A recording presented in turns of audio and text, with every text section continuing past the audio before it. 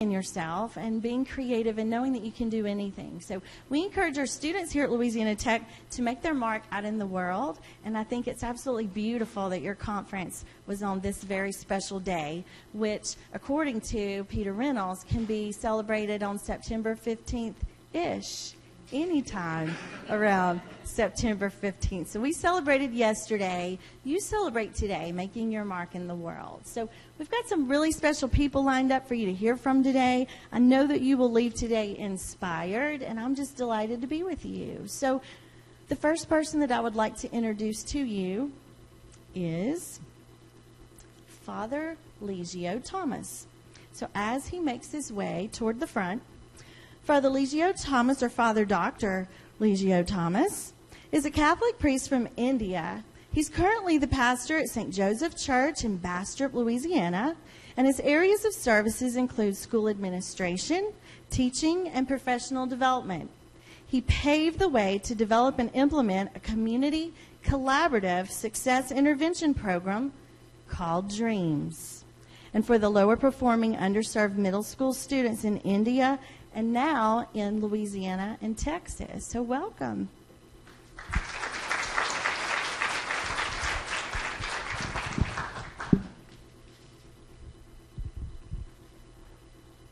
Ladies and gentlemen, good afternoon and welcome to this conference. It's my great pleasure and privilege to welcome all of you to this unique gathering. A gathering which brings people with a big brain and bigger hearts for others. This is a great gathering of some bright people who have the charisma and unfailing hope to making some positive changes in our communities. As we all know, knowledge and theories evolve from both researchers and practices. So the Let Us Dream Conference is a platform where both researchers and practitioners can come together and share their concepts and experiences, or their thoughts and emotions for an improved efficiency and commitment to our services that we are doing. Through my involvement with the development of the DREAMS project, it's a community intervention program for middle school students, I began to notice the existence of more and more other community projects involved with so many community improvements in our locality. So this awareness was the inspiration for creating a platform where all of us can come together to celebrate and learn from each other. So the name Let Us Dream is an invitation to share, to learn, and to celebrate the diversity of our dreams among us and around us. So it invites those individuals with the bigger hearts and deeper thoughts for their society and its improvements. With the great and tremendous gratitude to Dr. Pauline Leonard, who has been our inspiration and a guide, to Lindsay Keith Vincent, where is she?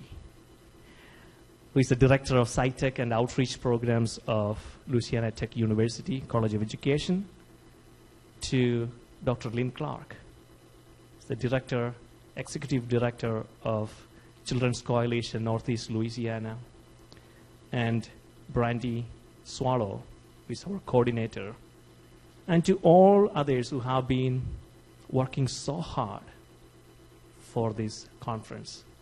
I welcome all of you to this great gathering of hope, inspiration, and dreams. Thank you.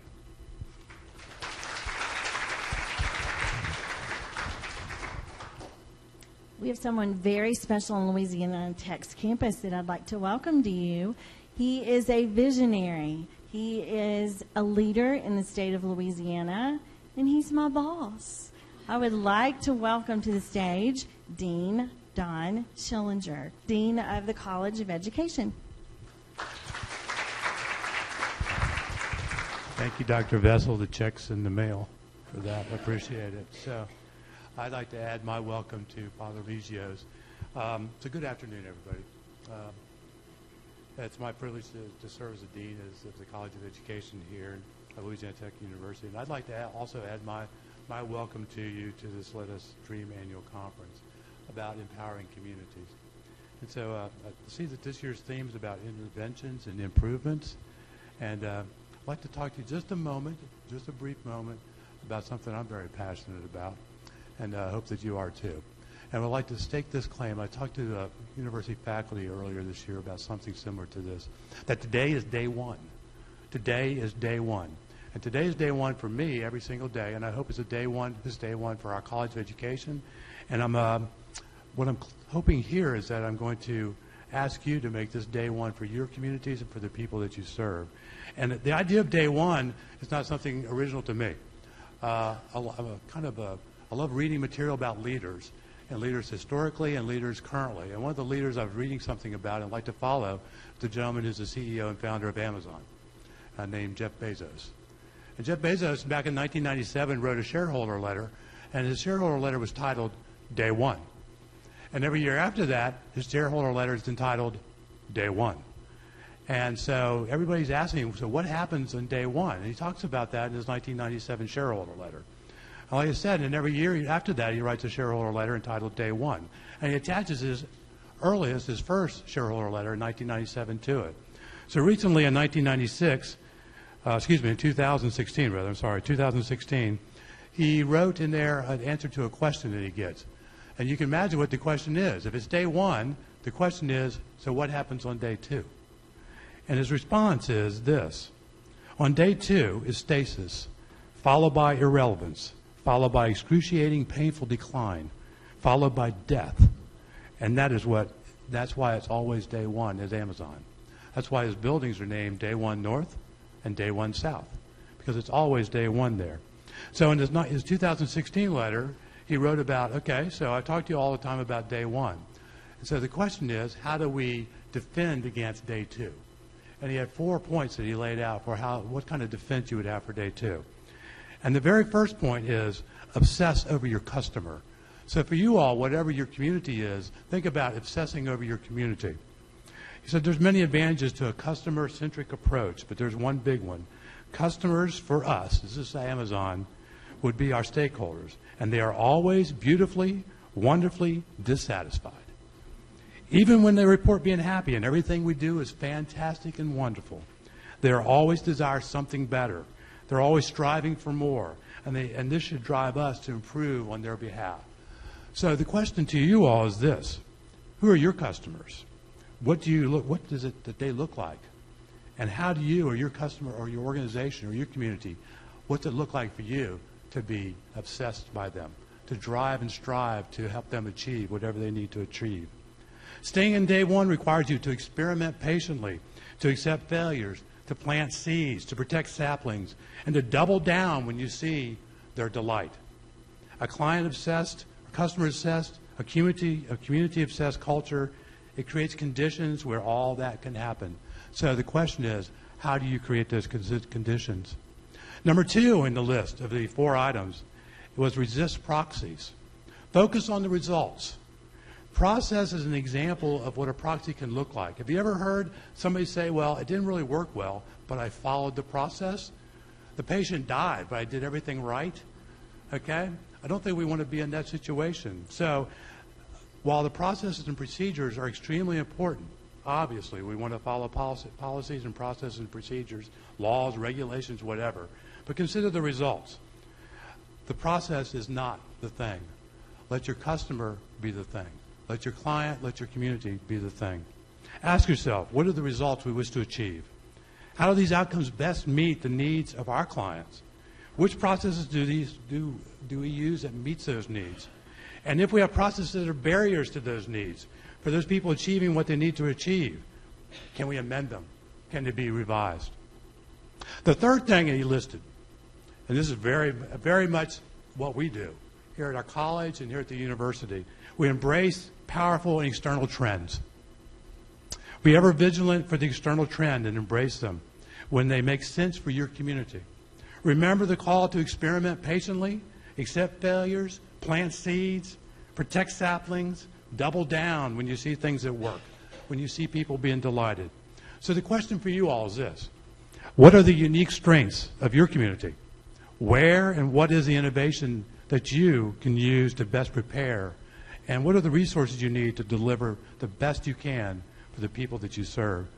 My wish for you is this: that you enjoy a day, an afternoon that is day one and has day one conversations and discussions, followed by each and every day of your life from now on being a day one life and a day one existence for your communities. So I appreciate you all very much. Thank you for being here today at this university, at this college. Thank you, Father Eligio. Thank you to Dr. Leonard. Thank you to Lynn Clark, and all of you for being here today. I hope your day one and your dreams come true. Thank you very much.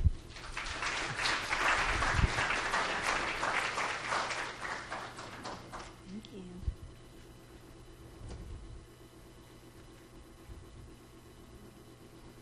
Now I would like to introduce Dr. Pauline Leonard. Dr. Pauline Leonard is a former elementary teacher and educational leadership professor. She retired from her work here at Louisiana Tech as department chair of our Department of Curriculum, Instruction, and Leadership. Since then, she and her husband, Lawrence, or Laurie, for those of us who know him well, former dean of the College of Education at Tech, they've taken up residence in Arizona with their 2 rescue pups, Sugar and Spice.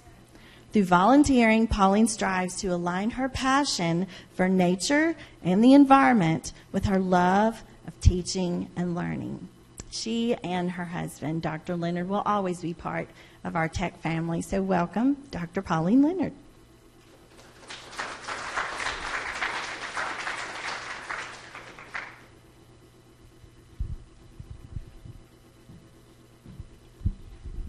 Thank you, Dr. Bessel. It really is a pleasure, a dream come true, to be back here at Tech and to be a part of this Let Us Dream conference. So thank you, Father Eligio. Thank you, Dr. Lindsay, for all the work and effort I know that you have put into this. It's my pleasure to introduce our keynote speaker, Dr. Lynn Clark. Before I invite Lynn to come to the podium, I'd like to share some particularly relevant aspects of her academic interests and community involvement, which I'm sure you will all agree give high credibility to anything she has to say pertaining to a conference with a theme of community interventions and improvement, and with a focus on empowerment. Dr. Clark is the Executive Director of the Children's Coalition for Northeast Louisiana. She brings to the position over 35 years' experience as PK-16 educator and a passion for comprehensive services for children and youth up to the age of 18. During her tenure as Executive Director, the Coalition has received several awards that directly address the health and education of children. Prior to her work at the Children's Coalition, Dr. Clark was the coordinator of secondary education at the University of Louisiana at Monroe and director of DREAM, a university collaborative that developed place-based STEM education and professional development for teachers and students in the region. Dr. Clark holds a PhD from Indiana University in curriculum and instruction with a minor in inquiry. She has published and presented widely in the fields of school-university partnerships and educational technology. She has consulted nationally with school districts to develop and administer program evaluations for large-scale leadership and technology grants in a number of major cities throughout the U.S. Finally, on a personal professional note, I have had first-hand knowledge of Lynn's dedication, dependability, and devotion to her profession and to the community at large. Both of us were LEC, Louisiana Educational Consortium, faculty members, as was Dr. Vessel and others perhaps in the room. The now defunct consortium was comprised of 3 higher education institutions: University of Louisiana at Monroe, Grambling State University, and Louisiana Tech University. At that time, Lynn represented ULM and I, Louisiana Tech. Through serving on doctoral committees, doctoral student committees together, I was able to witness Dr. Clark's dedication to our LEC students, her knowledge of theory, research, and application, as well as her desire to prepare and empower future educational scholars and practitioners. It was always a pleasure to be associated with Dr. Clark in these important endeavors. So please join me in welcoming Dr. Clark as our keynote.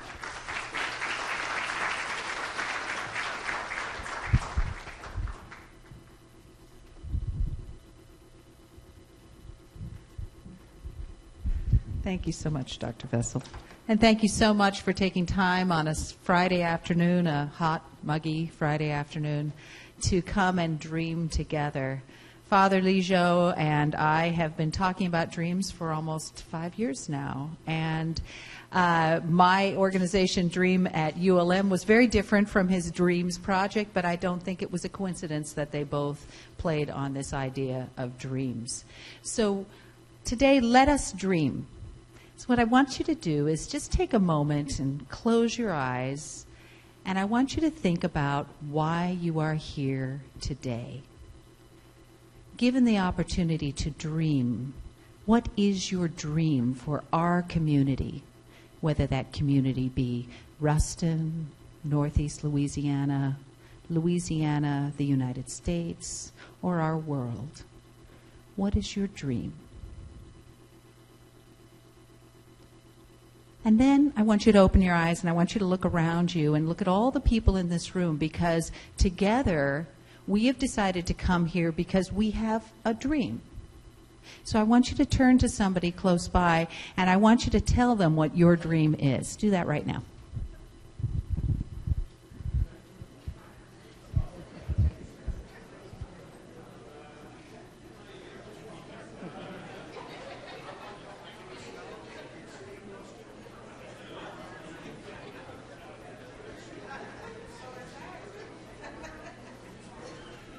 Okay, I just broke rule number 1 of public speaking by opening it up to a conversation. So let's all come back to the moment right now. And I'd like you to think about something. How are you going to make that dream come true? Knowing that you're surrounded by people who are like-minded, who see the bigger picture and want to get there. What are the resources available to us in this room, in this community, that are going to enable us to make that dream come true? And what I'm going to do today in the next 45 minutes is I'm going to put out a couple of ideas, a couple of concepts, possibly new ideas, possibly old ideas seen in new ways. And then we're going to look at some ways that we can start to use those ideas with some of the organizations that you might see out in the hallway or in the panels later on. And then finally, I'm going to ask you to just do a little self-survey to see see where your flavor is right now. Because I think what's really interesting is when we dream is every day is truly day one. We are never really sure what our flavor is going to be until we get out there and we take that first step, or we take that first lick of that ice cream cone. So as we start, why do we want to get involved? Why do we want to volunteer or work in the field of nonprofits? And that's the perspective I'm going to speak from, because that's the perspective that I know. So if you look at national data, the surveys say that the reasons why people want to volunteer are varied. They have to do with things that have to do with their heart, they have to do with their head, they have to do with their community, their career, but most of all, it's because they want to change something. But as you can see from here, we're all over the place. Some of those words are bigger, some of them tend to be more common, but what we need to do and what we're going to try to do today is get to this idea of collective impact. And collective impact means lots of different things to lots of different people, but right now I'm going to define it as such. Collective impact goes beyond collaboration. It's a way of having a shared goal. It's every group or individual carrying their own weight or an equal load, but drawing on their shared strengths or their different strengths. It's equal effort, it's clear goals, and it's achievable outcomes. It's the way to make the impossible possible. So you might have seen this video before, but I'm going to play it. It's from Lead India. I saw it last year at a conference, and it really inspired me. And as you watch this, I want you to think of how we in this room can work together.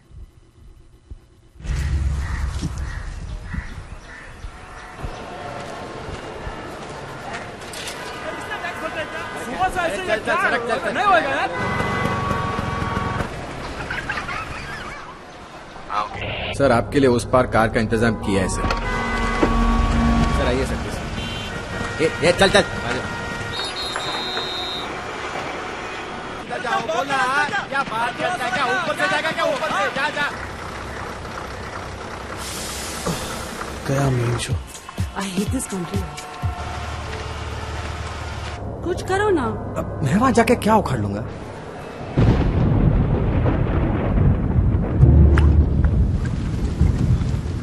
कैसी जाने बूंदे आई, जाने कैसा दर्द लाई, सामने क्या है ये तेरे, क्यों रुका है तू बता रे हो।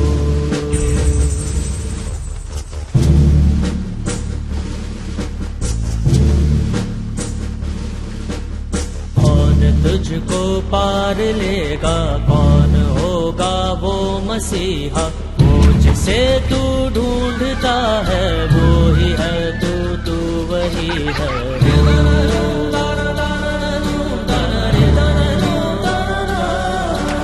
तुझ में तेरा रास्ता है, तुझ में तेरा है सहारा, तू ही तुझको पार लेगा, तू ही है तेरा किनारा।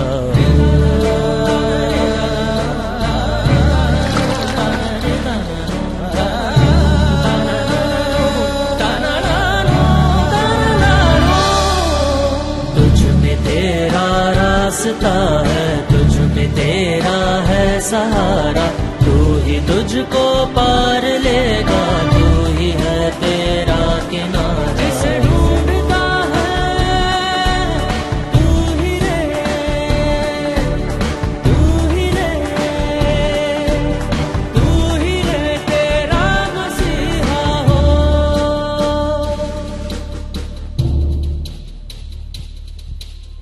How many of you had seen that video before?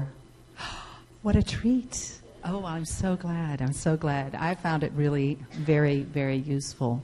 So this idea of collective impact is something that we in the nonprofit world are starting to do more and more. We're seeing our funders are asking us to do it, but we're also finding it's a way to eliminate redundancies. It's a way for us to work more efficiently, but most of all, it's a way for us to maximize our impact. And that's really what it's all about. Even though all of our little arrows were very well-meaning, when we joined together and started moving in the same direction, we became so much more successful. So this idea of social good, you're seeing it in corporations, you're seeing it on the internet, and as we work today, I want you to kind of keep this idea in your mind. What is social good? It's an action that provides some sort of benefit to the general public. It can be done through a state agency, it can be done through a nonprofit, it can be done individually or at the organizational level. So what is a nonprofit? I have to admit, I had to look it up. So when you think about a nonprofit, you need to think about three things. The first is that it is truly nonprofit. We cannot be pulling away a profit at the end of the year, or the CEO doesn't get to take a fantastic vacation if we make a 30% gain. All of it has to be funneled back into the programs, and we aim for zero balance at the end of the year.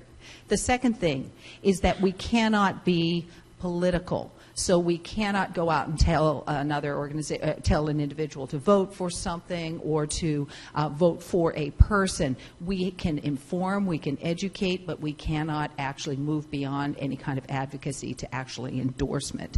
But then the third part is that we need to, or the second part here, sorry, is that we need to engage in something that contributes to the public good. And that's where this idea of social good comes from. So the way that I usually think about the nonprofit world and the Children's Coalition in particular is that nonprofits are the way in which a community organizes to help itself. Each of those words is important.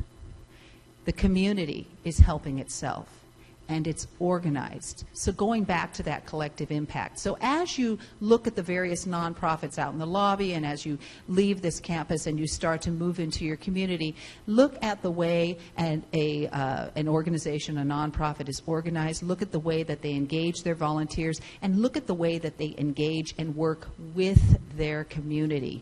They are listening to their stakeholders. Their stakeholders are informing their decisions. This is a nonprofit that is truly working with a community. I'd like to throw out two terms. As I started to prepare for this presentation, I wanted to think about volunteering and the different ways we volunteer, and I kept bumping into these terms, charity versus philanthropy. And I'd like you to think about these in two different ways. So the way I'd like to define charity today is it's those short-term, if you will, Band-Aid type of activities. If you're in an organization, IBM or CenturyLink, they'll do a done in the day. You'll come up, you'll volunteer, and then you're done. And you go back to your job. You've been able to solve something that's immediate. It's right in front of you. But then possibly there's a larger problem that caused that is still out there. So if you think about that Band-Aid, charity would be that Band-Aid on that knee after you've fallen. And philanthropy would be the crack in the sidewalk that made you fall. So if you are thinking about philanthropy, these are systemic type of changes. So working toward solving the problem rather than just treating the problem. So there are two ways to volunteer or engage within this work. Both are very valid, but always think about them and decide where you're willing to commit. Yes, philanthropy is a little bit more of a long-term connection than charity is. And so you have to decide where you are today. Am I ready to engage in philanthropy? Do I have the resources, the time, the energy, the skill set?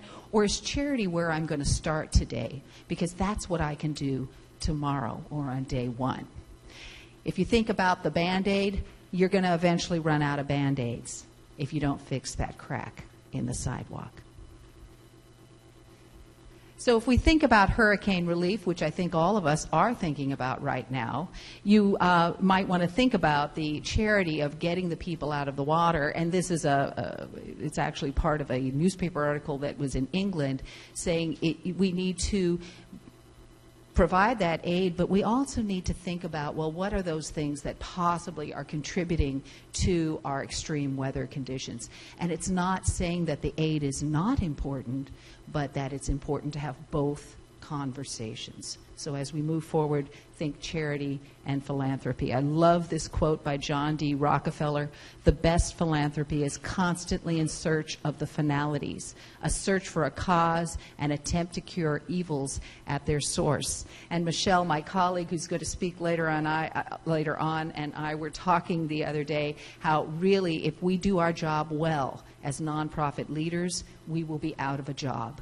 Our goal is to become obsolete. So I want to show you another video. And this video is a well-known story that you might have heard before. Go ahead.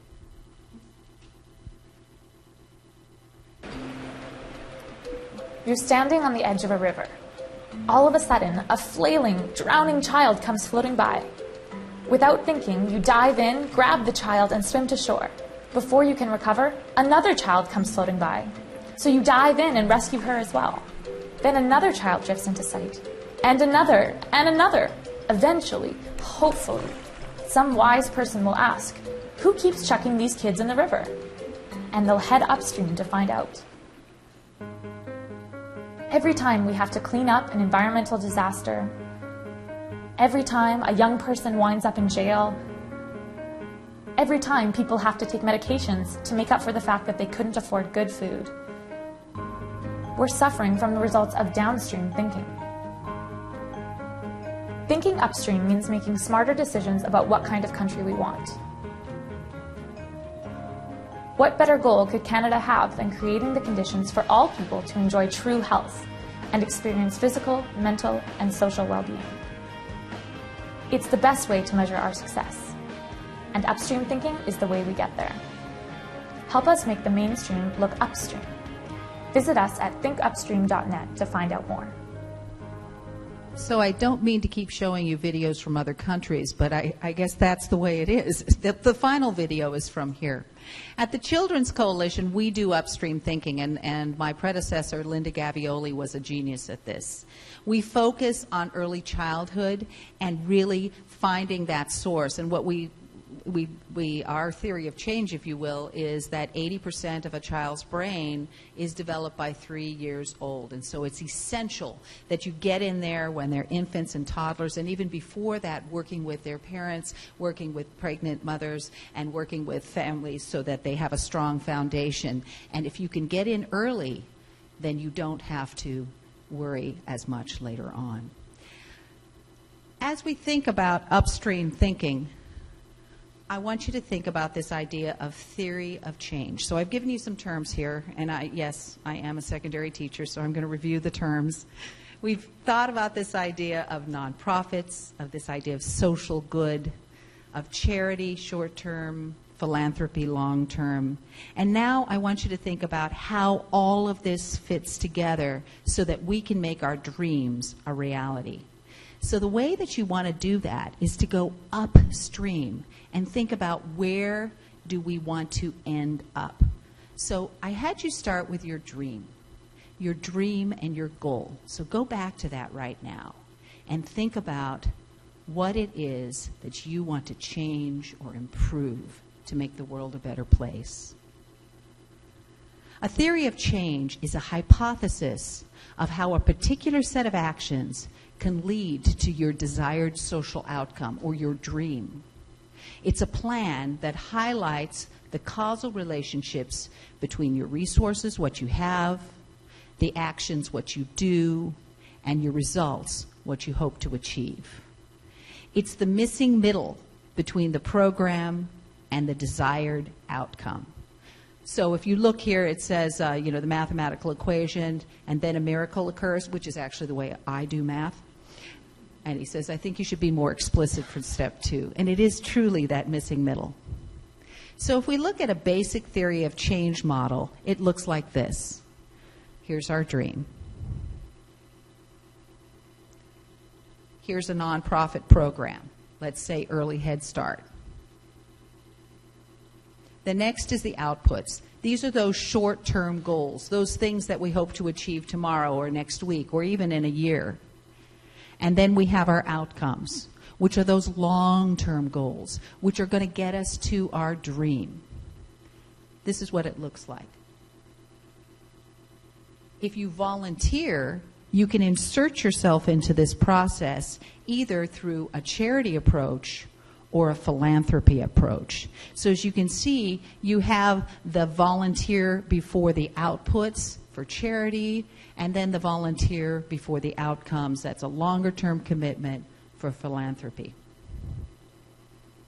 So this is how it looks with one of our programs. We do Early Head Start, and a huge part of Early Head Start is providing quality child care for infants and toddlers. And what we do is we do a lot of early interventions and screenings as part of that, because what we want to do is give them a comprehensive care model that really gets them ready to be successful in life. So our goal is to break the cycle of poverty. We're using the program Early Head Start. Our output is that we provide 0 to 3 quality child care. So the child is in the center from 8 until 3, and we provide all those services within that center, engaging the parents in that volunteering with the care, engaging them in parenting, doing all those things to get that child ready. Our outcome is that we have improved child well-being and school readiness so that they truly start on an even playing field when they get to formal education. And this is how you can volunteer. There's our Break the Cycle. There's the program. We have a Super Saturday program. It's a done in a day. Once a month on the 3rd Saturday of every month, you can show up at our early childhood, at our Early Head Start Center, and we will give you a big hose and we all wash the playgrounds. We've got 3 centers. We're about to go to 5 centers. And let me tell you, it's a load of fun. It's great for youth groups. It's great for families. We have people who just show up because they want to be part of something bigger than themselves.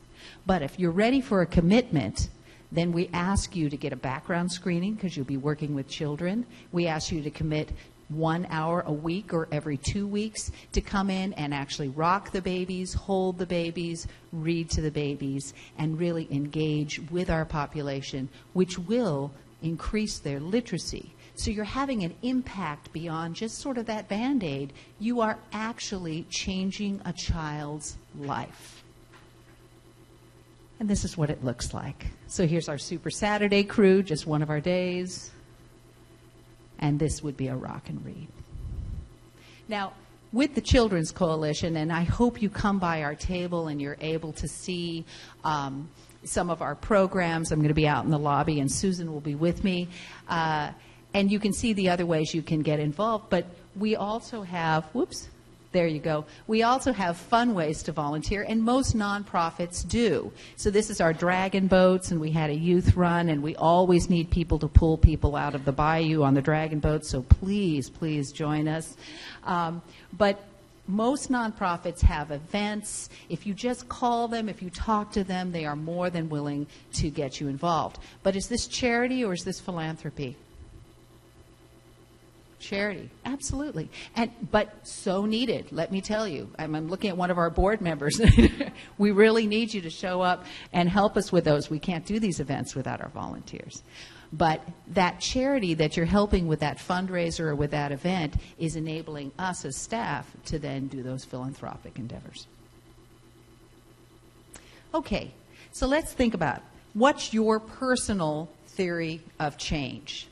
So going back to that dream, and if you need to refine it a little bit, go ahead and do that. What is your dream? What are the programs or the nonprofits that might have a similar dream? What could I do within those nonprofits or those programs to help them realize their short-term outputs? Could I engage further to help them reach their long-term outcomes? And most importantly, how will I know when I arrive? And as the cartoon says, how will I know if they're going in the right direction? So just take a moment thinking about your dream, and I'm going to open up the floor again, and I'd like you to turn to those people you just talked about and see if you can answer some of those questions. Go ahead.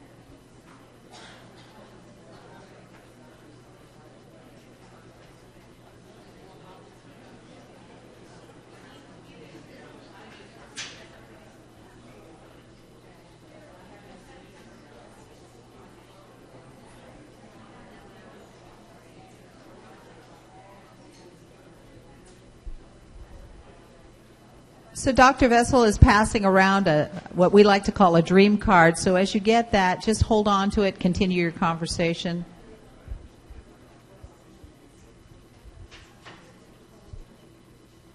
So, brave souls, is there anybody who'd like to share their dream and a possible nonprofit that they're either currently affiliated with or they hope to affiliate, or if they've got an idea for a program?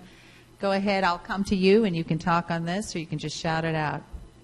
What are some of the dreams in this room? I know there's some of you who've already got your dream. What are some of the dreams? I'm hoping I'm not going to set off some mic here. Would anybody like to share? Yeah? Awesome. I'm going to walk back over here.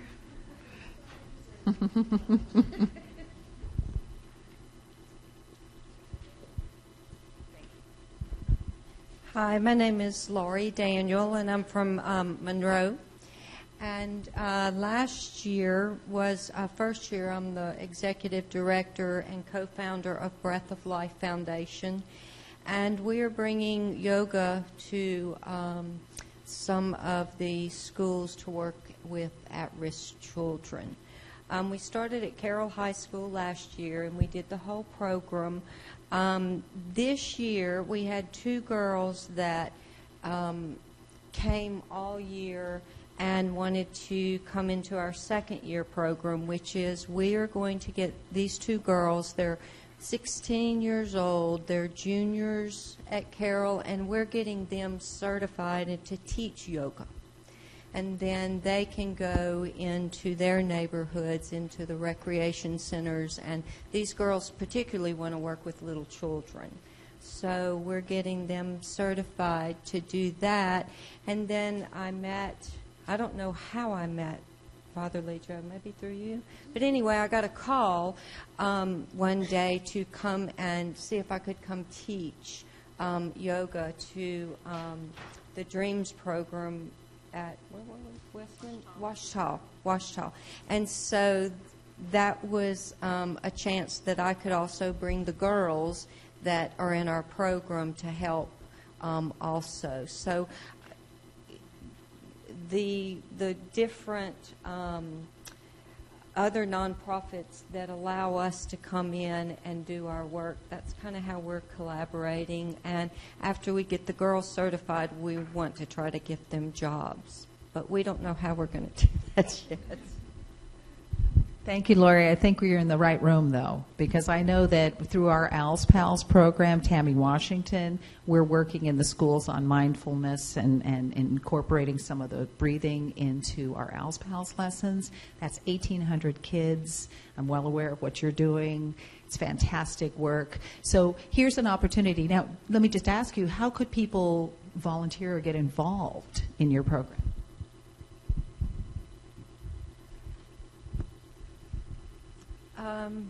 Well, I guess right now, when I started this, I also own a yoga and Pilates studio. So I have a full-time job. And I guess really to give us a chance. Yoga is something that not everyone understands. It's something different. I was the first person in Monroe to have a yoga studio, so I know the problems of trying to get in with the community. So I guess really how I could get help from the community is just to open their minds to something different. Even though I've established a nonprofit, we're all volunteers just because we can't get a grant.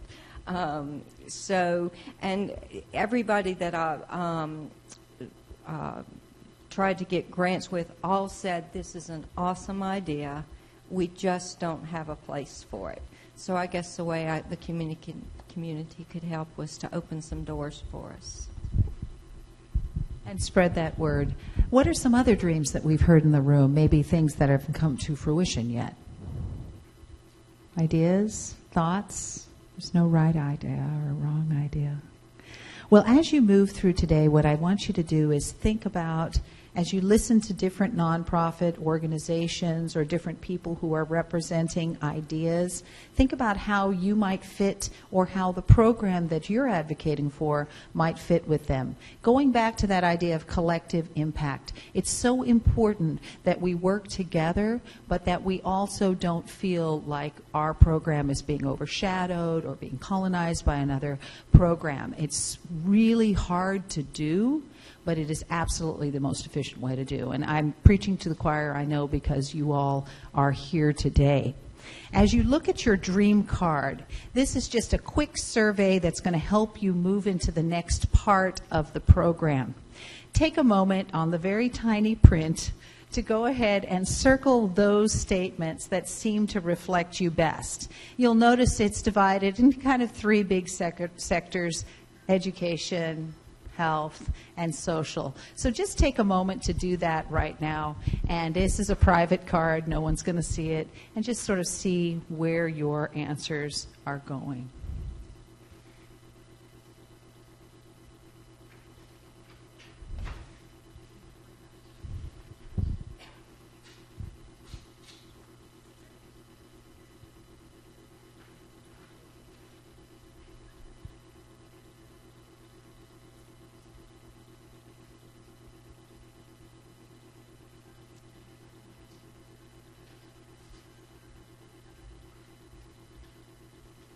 There's no right answer, by the way.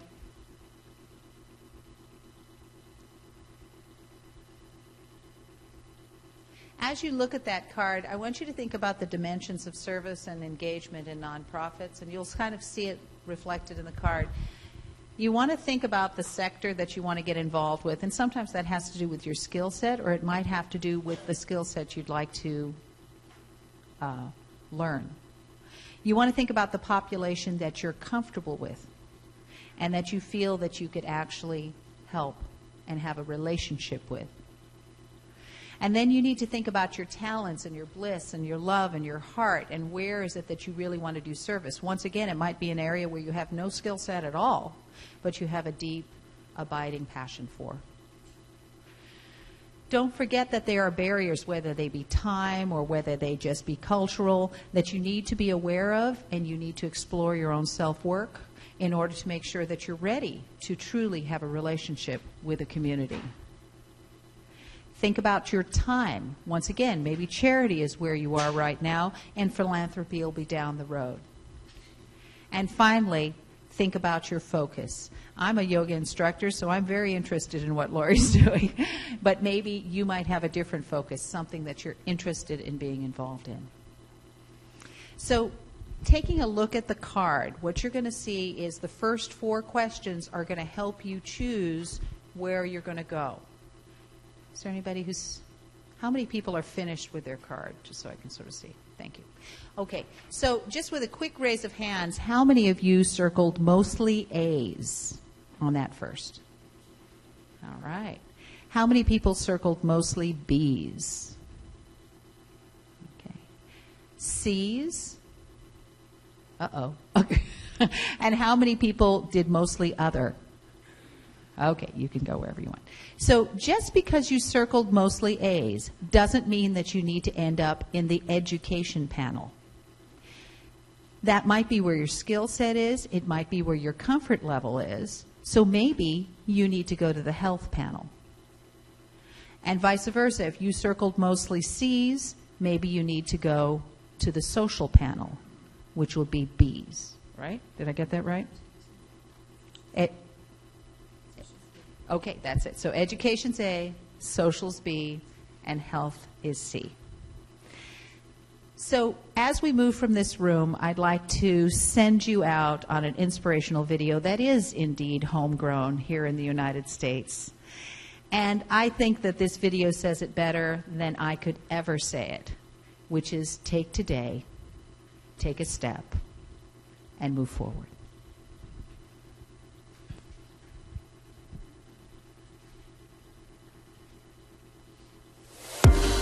The number one thing we do in our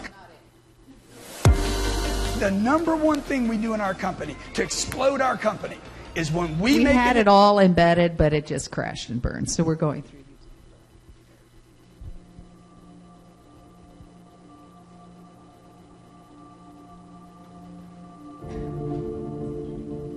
Now, some of the things that's going to happen when you look out and see what can I contribute to, what can I give, I guarantee you, ladies and gentlemen, you're going to have a voice that's saying, it's just no use. It's out of control now. There will be a voice telling you that you'll be wasting your time and wasting your energy and wasting your effort. I say don't listen to it. Listen to that still small voice that says, I can do something, and I ought to do it. We ought to do it. Disraeli said this. Nothing can resist the will of a people that will stake even their existence on the extent of their purpose for good. I strongly believe that all of us have some work to do, that each one of us showed up to do something, that each one of us showed up to contribute something to life, and that if we don't do it, it will not be done. Be it that you want to help and contribute to youth or do something for the homeless, whatever you want to do, if you get up in the morning out of a sense of office and decide that I am an opening for the universe,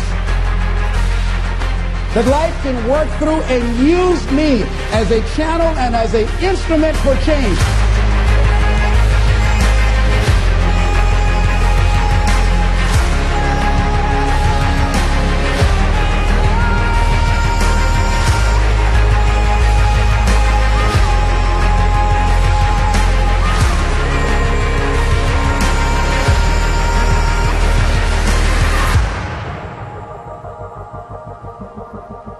How will you serve the world? What do they need that your talent can provide? That's all you have to figure out. I can tell you from experience, the effect you have on others is the most valuable currency there is.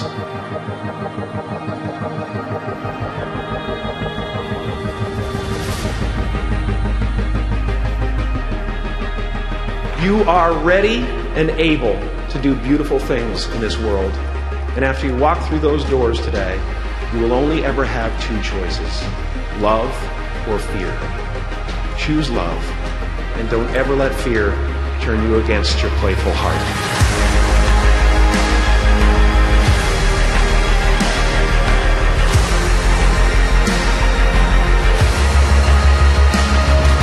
Begin to see yourself as an opening for the universe, to move through, to work through, to make a difference in life. See yourself being used by life to improve the quality of life, to expand and to grow.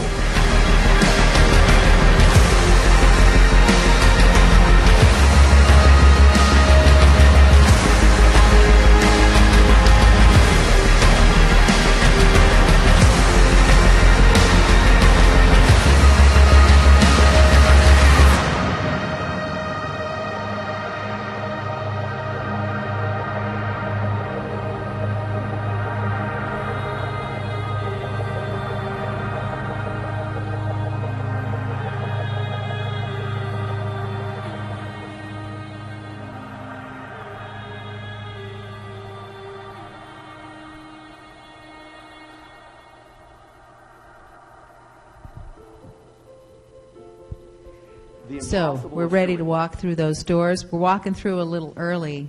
And when you do this, I just want you to take that time out in the lobby to engage in conversations with our partners, to engage in conversations with each other, to share your dreams, and to take that first step. Let me just do this here. I want to thank you. There's my email. I'd love you to come visit us in our new home starting December 1, 117 Hall Street, downtown Monroe. Thank you very much.